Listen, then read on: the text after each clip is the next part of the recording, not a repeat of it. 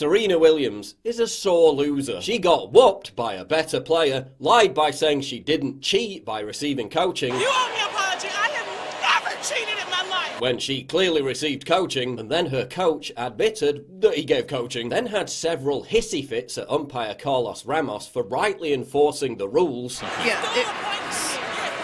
Before accusing him of sexism. Serena then accusing the umpire of sexism. There are men out here that do like Barcelona because I'm a woman.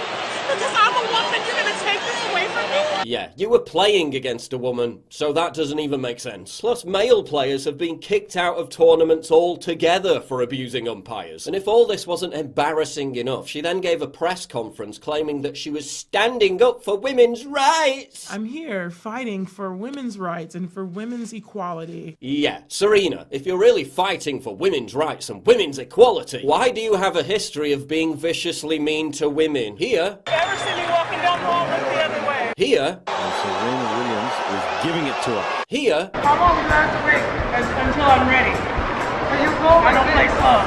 Honestly, you have a problem? here, Point penalty, game, set, match.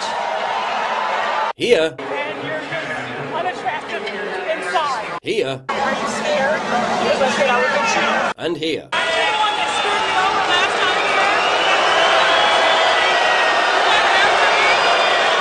Now umpires are banding together to support Ramos against accusations of sexism, because the Women's Tennis Association immediately threw him under a bus in favour of upholding Williams's woke diatribe. There's even discussions of the umpires forming a union and boycotting Serena Williams's matches. The decisions made by Ramos had nothing to do with sexism or racism. Those aren't my words, those are the words of the umpire who gave the exact same penalty to John McEnroe for a similar outburst. Last time I checked, John McEnroe was a man. But it's no surprise that Serena immediately smothered herself in self-indulgent virtue signalling to distract from her poor performance. After all, she's a representative of Nike and celebrated their latest progressive PR stunt in a tweet last week. Because there's nothing that gives you the moral high ground more than making a giant transnational corporation infamous for child labour and exploitation of third world workers the poster child of your protest movement. Hashtag resistance! Now, which other Nike athlete employs glib social justice temper tantrums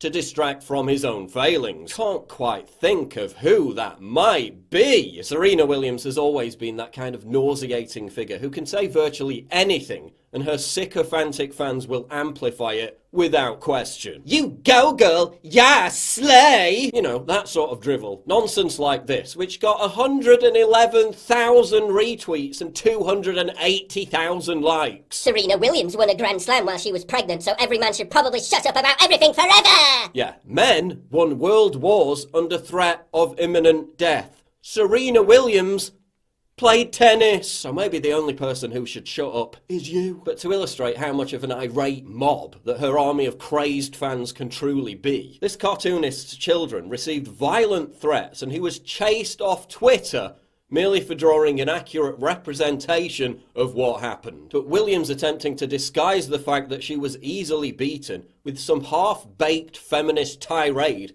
is par for the course in today's society. As Theodore Dalrymple writes, querulous self-righteousness combined with a refusal to look inward or to examine one's own conduct and motives is characteristic of our age. We feel responsible for everything, in Serena's case, women's rights, except for what we do. Self-exculpation, self-justification and special pleading are nothing new in human psychology, but never have these rather unattractive human traits had so much material upon which to work. Serena attempted to infuse morality into what was just a self-indulgent hissy fit based on her frustration at losing. And self-loathing social justice warriors are no different. In their minds, their viciousness and aggressive lunacy is justified as a legitimate response to society's supposedly inherently oppressive nature. Oh my god, like so oppressive. They think they're righteous martyrs, when in reality, like Serena Williams,